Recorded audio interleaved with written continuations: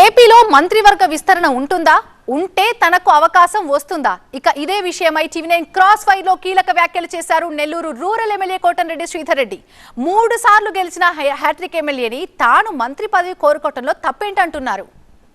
రాజకీయాలు ఉన్న వ్యక్తులు ఎవరి స్థాయిలో వారు కార్పొరేటర్ కావాలనో, ఎమ్మెల్యే కావాలనో, కార్పొరేషన్ చైర్మన్ కావాలనో, మంత్రి కావాలనో కోరుకుంటారు.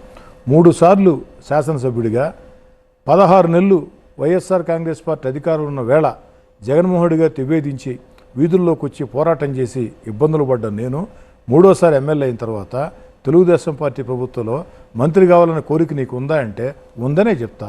ఖచ్చితంగా ఉంది.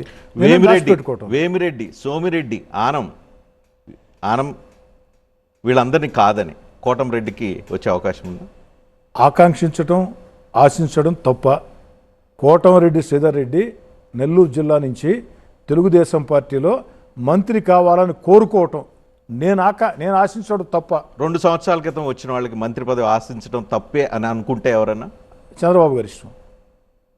పదవి ఇస్తామని చెప్పి ఆ రోజు హామీ జరిగిందా? కాబట్టి ఎందుకంటే తెలంగాణలో పెద్ద పంచాయతీ ఉంది. వస్తానన్నప్పుడు మంత్రి పదవి ఇస్తామని చెప్పారంటే ఇవ్వలేదంటే ఆయన రోజు పట్టుకొని బాధపడుతూ ఉన్నారు. మీకు కూడా అలాంటి బాధ, అలాంటి హామీ ఏమైనా ఉందా? నేను తెలుగుదేశం పార్టీలో చేరేటప్పుడు చంద్రబాబు గారిని ఎమ్మెల్యే టికెట్ హామీ నేను అడగల, మంత్రి పదవి హామీ నేను అడగల.